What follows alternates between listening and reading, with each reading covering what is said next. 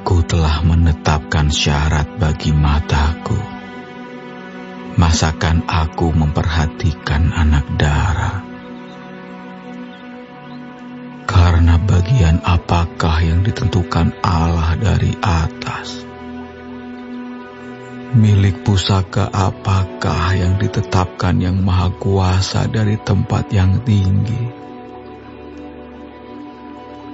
Bukankah kebinasaan bagi orang yang curang dan kemalangan bagi yang melakukan kejahatan? Bukankah Allah yang mengamat-amati jalanku dan menghitung segala langkahku? Jikalau aku bergaul dengan dusta, atau kakiku cepat melangkah ke tipu daya, biarlah aku ditimbang di atas neraca yang teliti. Maka Allah akan mengetahui bahwa aku tidak bersalah. Jikalau langkahku menyimpang dari jalan, dan hatiku menuruti pandangan mataku, dan noda melekat pada tanganku, maka biarlah apa yang kutabur dimakan orang lain, dan biarlah tercabut apa yang tumbuh bagiku. Jikalau hatiku tertarik kepada perempuan, dan aku menghadang di pintu sesamaku, maka biarlah istriku menggiling bagi orang lain, dan biarlah orang-orang lain meniduri dia. Karena hal itu adalah perbuatan mesum, bahkan kejahatan yang patut dihukum oleh hakim. Sesungguhnya, itulah api yang memakan habis dan menghanguskan seluruh hasilku. Jikalau aku mengabaikan hak budakku laki-laki atau perempuan, ketika mereka berperkara dengan aku, apakah dayaku kalau Allah bangkit berdiri? Kalau ia mengadakan pengusutan, apakah jawabku kepadanya? Bukankah ia yang membuat aku dalam kandungan, membuat orang itu juga? Bukankah satu juga yang membentuk kami dalam rahim? Jikalau aku pernah menolak keinginan orang-orang kecil, menyebabkan mata seorang janda menjadi pudar, atau memakan makananku seorang diri, sedang anak yatim tidak turut memakannya. Malah sejak mudanya aku membesarkan dia seperti seorang ayah, dan sejak kandungan ibunya aku membimbing dia. Jikalau aku melihat orang mati karena tidak ada pakaian, atau orang miskin yang tidak mempunyai selimut, dan pinggangnya tidak meminta berkat bagiku, dan tidak dipanaskannya tubuhnya dengan kulit bulu dombaku,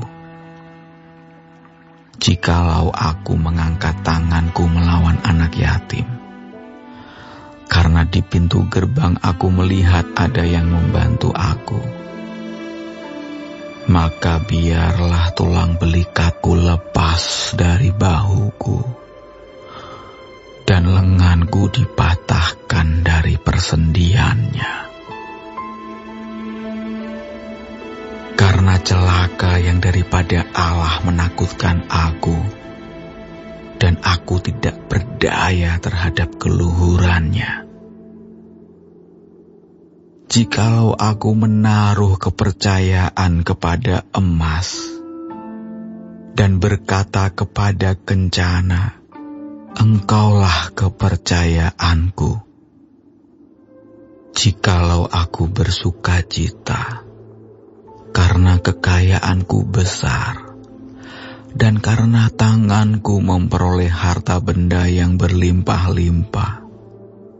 Jikalau aku pernah memandang matahari ketika ia bersinar, dan bulan yang beredar dengan indahnya, sehingga diam-diam hatiku terpikat dan menyampaikan kecupan tangan kepadanya, maka hal itu juga menjadi kejahatan yang patut dihukum oleh hakim, karena Allah yang di atas telah kuingkari.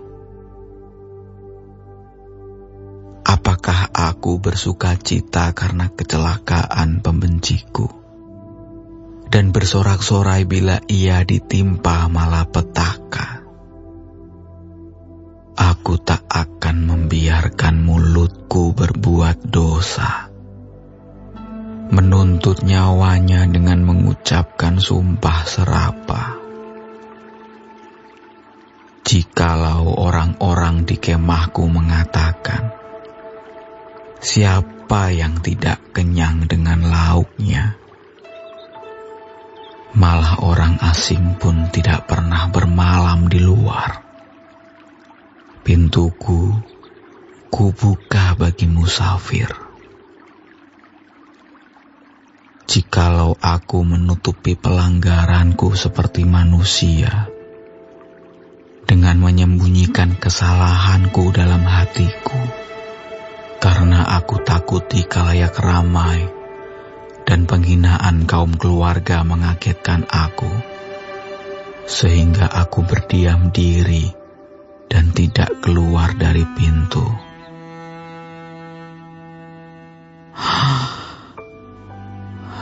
Sekiranya ada yang mendengarkan aku, inilah tanda tanganku. Hendaklah Yang Maha Kuasa menjawab aku.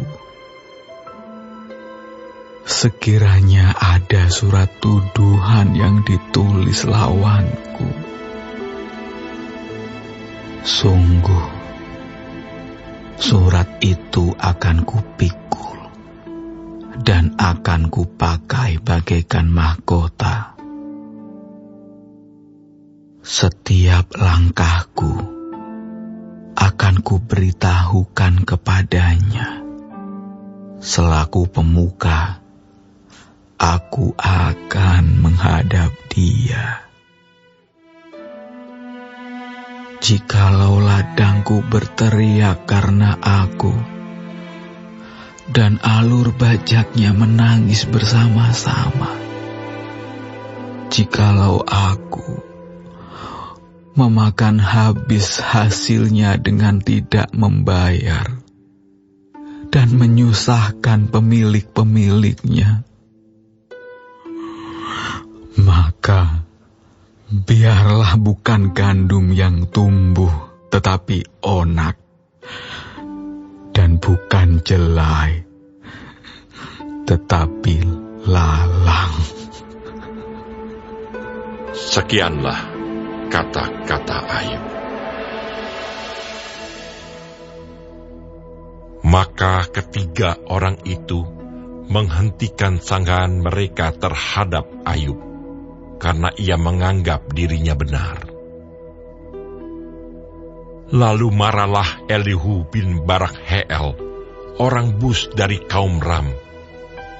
Ia marah terhadap Ayub, karena ia menganggap dirinya lebih benar daripada Allah. Dan ia juga marah terhadap ketiga orang sahabat itu, karena mereka mempersalahkan Ayub, meskipun tidak dapat memberikan sanggahan. Elihu menangguhkan bicaranya dengan Ayub, karena mereka lebih tua daripada dia.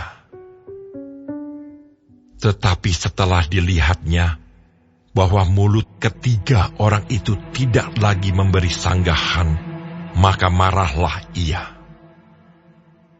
Lalu berbicaralah Elihu bin Barak Heel, orang Bus itu.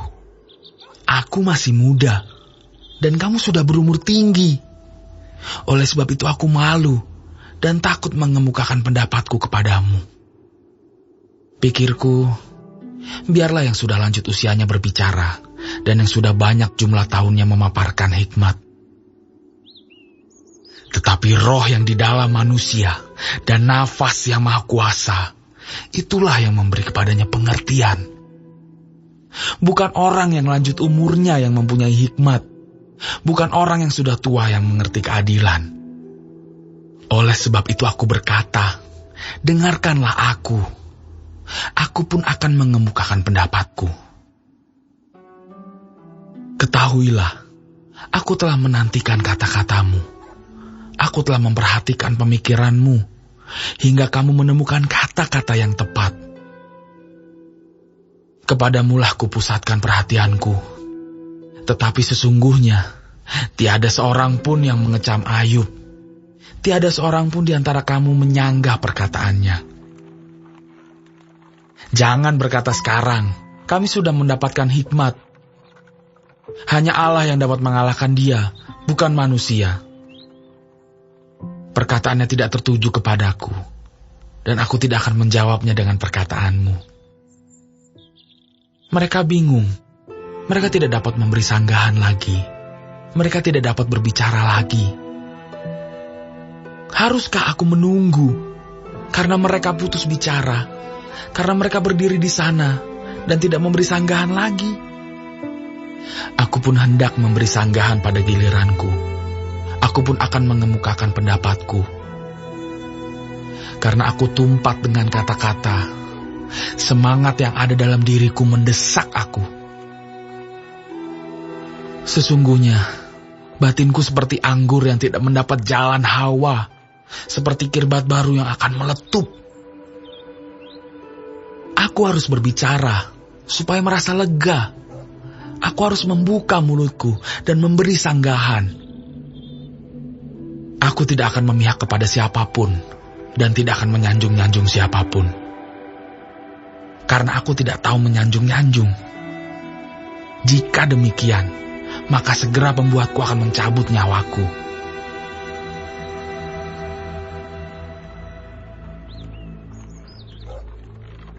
Akan tetapi sekarang, hai Ayub, dengarkanlah bicaraku dan bukalah telingamu kepada segala perkataanku.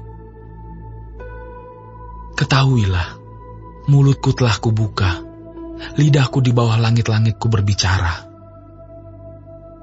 Perkataanku keluar dari hati yang jujur, dan bibirku menyatakan dengan terang apa yang diketahui. Roh Allah telah membuat aku, dan nafas yang maha kuasa membuat aku hidup. Jikalau engkau dapat, jawablah aku. Bersiaplah engkau menghadapi aku. Pertahankanlah dirimu. Sesungguhnya, bagi Allah, aku sama dengan engkau. Aku pun dibentuk dari tanah liat. Jadi engkau tak usah ditimpa kegentaran terhadap aku. Tekananku terhadap engkau tidak akan berat. Tetapi engkau telah berbicara dekat telingaku, dan ucapan-ucapanmu telah kudengar. Aku bersih. Aku tidak melakukan pelanggaran. Aku suci. Aku tidak ada kesalahan. Tetapi ia mendapat alasan terhadap aku. Ia menganggap aku sebagai musuhnya. Ia memasukkan kakiku ke dalam pasung. Ia mengawasi segala jalanku. Sesungguhnya, dalam hal itu engkau tidak benar. Demikian sanggahanku kepadamu, karena Allah itu lebih daripada manusia. Mengapa engkau berbantah dengan dia, bahwa dia tidak menjawab segala perkataanmu? Karena Allah berfirman dengan 1-2 cara, tetapi orang tidak memperhatikannya. Dalam mimpi, dalam penglihatan waktu malam, bila orang nyenyak tidur, bila berbaring di atas tempat tidur, maka ia membuka telinga manusia dan mengejutkan mereka dengan teguran-teguran untuk menghalangi manusia daripada perbuatannya dan melenyapkan kesombongan orang, untuk menahan nyawanya daripada liang kubur dan hidupnya daripada maut oleh lembing. Dengan penderitaan ia ditegur di tempat tidurnya dan berkobar terus-menerus bentrokan dalam tulang-tulangnya. Perutnya bosan makanan, hilang nafsunya untuk makanan yang lezat-lezat. Susutlah dagingnya, sehingga tidak kelihatan lagi.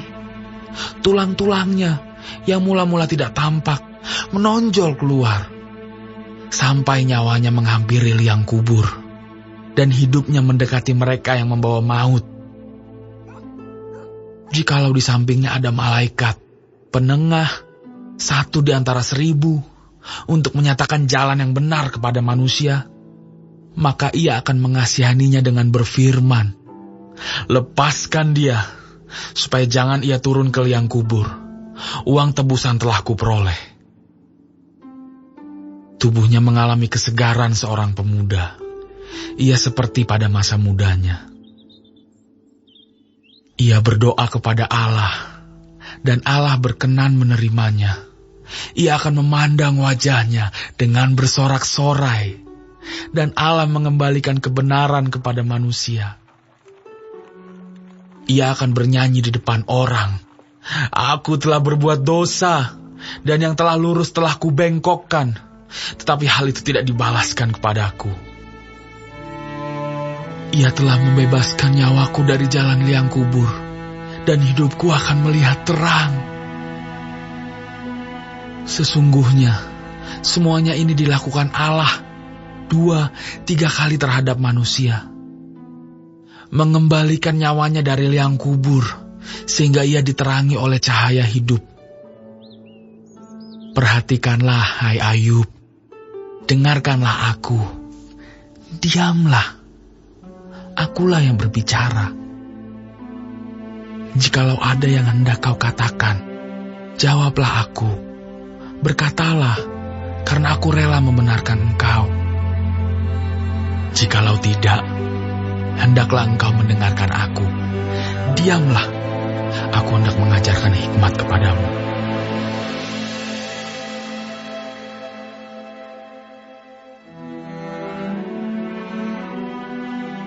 Maka berbicaralah Elihu. Dengarkanlah perkataanku, kamu orang-orang yang mempunyai hikmat. Berilah telinga kepadaku, kamu orang-orang yang berakal budi. Karena telinga itu menguji kata-kata, seperti langit-langit mencecap makanan. Biarlah kita memutuskan bagi kita sendiri apa yang adil, menentukan bersama-sama apa yang baik. Karena Ayub berkata, "Aku benar, tetapi Allah mengambil hakku. Kendati aku mempunyai hak, aku dianggap berdusta. Sekalipun aku tidak melakukan pelanggaran, lukaku tidak dapat sembuh lagi." Siapakah seperti Ayub, yang minum hujatan terhadap Allah seperti air, yang mencari persekutuan dengan orang-orang yang melakukan kejahatan dan bergaul dengan orang-orang fasik? Karena ia telah berkata, tidak berguna bagi manusia kalau ia dikenan Allah. Oleh sebab itu, kamu orang-orang yang berakal budi, dengarkanlah aku. Jauhlah daripada Allah untuk melakukan kefasikan, dan daripada Yang Maha Kuasa untuk berbuat curang. Malah ia mengganjar manusia sesuai perbuatannya, dan membuat setiap orang mengalami sesuai kelakuannya. Sungguh, Allah tidak berlaku curang, Yang Maha Kuasa tidak membengkokkan keadilan. Siapa mempercayakan bumi kepadanya? Siapa membebankan alam semesta kepadanya? Jikalau ia menarik kembali rohnya dan mengembalikan nafasnya padanya, maka binasalah bersama-sama segala yang hidup, dan kembalilah manusia kepada debu. Jikalau engkau berakal budi, dengarkanlah ini. Pasanglah telinga kepada apa yang kuucapkan. Dapatkah pembenci keadilan memegang kekuasaan? Dan apakah engkau mau mempersalahkan Dia yang adil dan perkasa? Dia yang berfirman kepada raja, "Hai orang dursila," kepada para bangsawan, "Hai orang fasik." Dia yang tidak memihak kepada para pembesar dan tidak mengutamakan orang yang terkemuka daripada orang kecil, karena mereka sekalian adalah buatan tangannya. Dalam sekejap mata mereka mati. Ya, pada tengah malam orang dikejutkan dan binasa. Mereka yang perkasa dilenyapkan bukan oleh tangan orang, karena matanya mengawasi jalan manusia, dan ia melihat segala langkahnya. Tidak ada kegelapan ataupun kelam kabut, di mana orang-orang yang melakukan kejahatan dapat bersembunyi. Karena bagi manusia, ia tidak menentukan waktu untuk datang menghadap Allah supaya diadili. Orang-orang yang berkasa diremukkannya dengan tidak diperiksa, dan orang-orang lain diangkatnya ganti mereka. Jadi, ia mengetahui perbuatan mereka dan menggulingkan mereka di waktu malam, sehingga mereka hancur lebur. Mereka ditamparnya karena kefasikan mereka dengan dilihat orang banyak, karena mereka meninggalkannya dan tidak mengindahkan satupun daripada jalannya, sehingga mereka menyebabkan jeritan orang miskin naik ke hadapannya, dan ia mendengar jeritan orang sengsara. Kalau dia berdiam diri, siapa akan menjatuhkan hukuman? Kalau dia menyembunyikan wajahnya, siapa akan melihat dia, baik itu sesuatu bangsa atau orang seorang? Supaya jangan menjadi raja orang fasik yang adalah jerat bagi orang banyak. Tetapi kalau seseorang berkata kepada Allah, "Aku telah menyombongkan diri, tetapi aku tidak akan lagi berbuat jahat. Apa yang tidak aku mengerti, ajarkanlah kepadaku. Jikalau aku telah berbuat curang, maka aku tidak akan berbuat lagi." Menurut hematmu, apakah Allah harus melakukan pembalasan karena engkau yang menolak? Jadi, engkau jugalah yang harus memutuskan, bukan aku. Katakanlah apa yang engkau tahu. Maka orang-orang yang berakal budi dan orang yang mempunyai hikmat yang mendengarkan aku akan berkata kepadaku, Ayub berbicara tanpa pengetahuan, dan perkataannya tidak mengandung pengertian. Kiranya Ayub diuji terus-menerus, karena ia menjawab seperti orang-orang jahat. Karena ia menambahkan dosanya dengan pelanggaran, ia mengepalkan tangan di antara kami, dan banyak bicara terhadap Allah.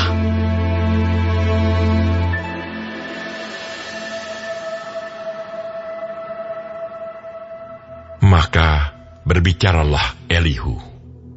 Inikah yang kau anggap adil dan yang kau sebut kebenaranku di hadapan Allah? Kalau engkau bertanya, apakah gunanya bagiku? Apakah kelebihanku bila aku berbuat dosa?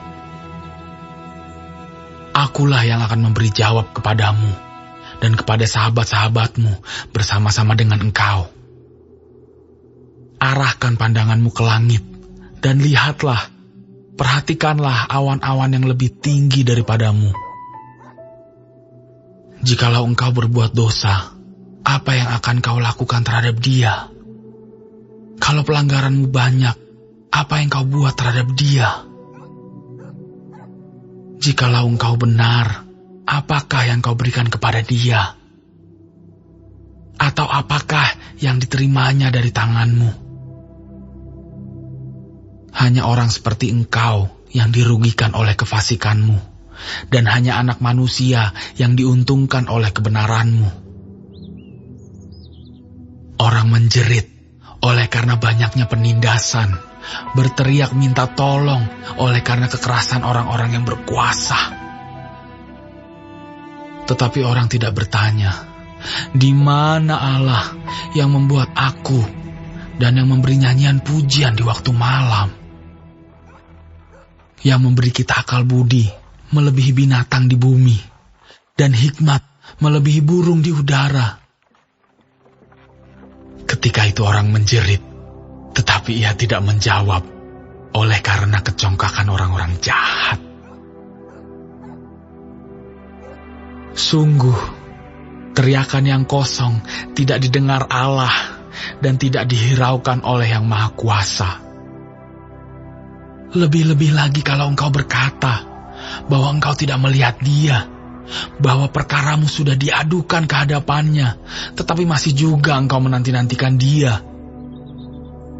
Tetapi sekarang, karena murkanya tidak menghukum, dan ia tidak terlalu mempedulikan pelanggaran, maka Ayub berbesar mulut dengan sia-sia, banyak bicara tanpa pengertian.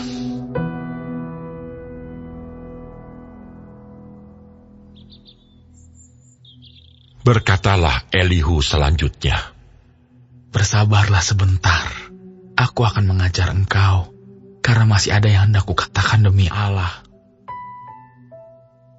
Aku akan meraih pengetahuanku dari jauh dan membenarkan pembuatku. Karena sungguh-sungguh bukan dusta perkataanku, seorang yang sempurna pengetahuannya menghadapi engkau. Ketahuilah, Allah itu perkasa, namun tidak memandang hina apapun. Ia perkasa dalam kekuatan akal budi. Ia tidak membiarkan orang fasik hidup, tetapi memberi keadilan kepada orang-orang sengsara. Ia tidak mengalihkan pandangan matanya dari orang benar, tetapi menempatkan mereka untuk selama-lamanya di samping raja-raja di atas tahta, sehingga mereka tinggi martabatnya. Jikalau mereka dibelenggu dengan rantai, tertangkap dalam tali kesengsaraan, maka ia memperingatkan mereka kepada perbuatan mereka dan kepada pelanggaran mereka, karena mereka berlaku congkak. Dan ia membukakan telinga mereka bagi ajaran dan menyuruh mereka berbalik dari kejahatan.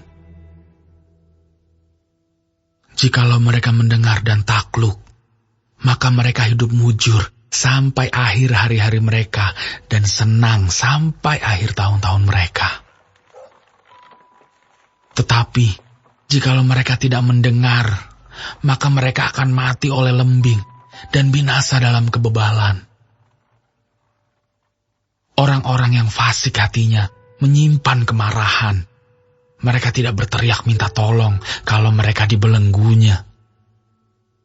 Nyawa mereka binasa di masa muda, dan hidup mereka berakhir sebelum saatnya. Dengan sengsara ia menyelamatkan orang sengsara. Dengan penindasan ia membuka telinga mereka. Juga engkau dibujuknya keluar dari dalam kesesakan, ke tempat yang luas, bebas dari tekanan, ke meja hidanganmu yang tenang dan penuh lemak. Tetapi engkau sudah mendapat hukuman orang fasik sepenuhnya.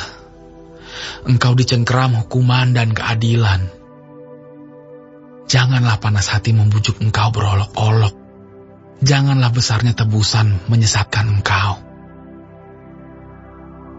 Dapatkah teriakanmu meluputkan engkau dari kesesakan, ataukah seluruh kekuatan jeripayahmu?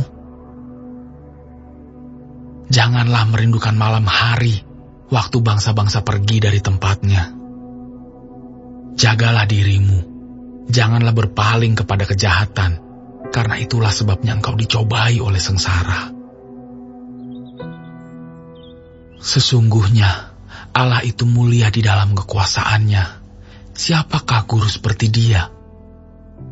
Siapakah akan menentukan jalan baginya? Dan siapa berani berkata, engkau telah berbuat curang? Ingatlah bahwa engkau harus menjunjung tinggi perbuatannya yang selalu dinyanyikan oleh manusia. Semua orang melihatnya, manusia memandangnya dari jauh. Sesungguhnya Allah itu besar, tidak tercapai oleh pengetahuan kita. Jumlah tahunnya tidak dapat diselidiki. Ia menarik ke atas titik-titik air dan memekatkan kabut menjadi hujan yang dicurahkan oleh mendung dan disiramkan ke atas banyak manusia. Siapa mengerti berkembangnya awan dan bunyi gemuruh di tempat kediamannya? Sesungguhnya, ia mengembangkan terangnya di sekelilingnya dan menudungi dasar laut. Karena dengan semuanya itu, ia mengadili bangsa-bangsa dan juga memberi makan dengan berlimpah-limpah. Kedua tangannya diselubunginya dengan kilat petir dan menyuruhnya menyambar sasaran. Pekik perangnya memberitakan kedatangannya, kalau dengan murka ia berjuang melawan kecurangan.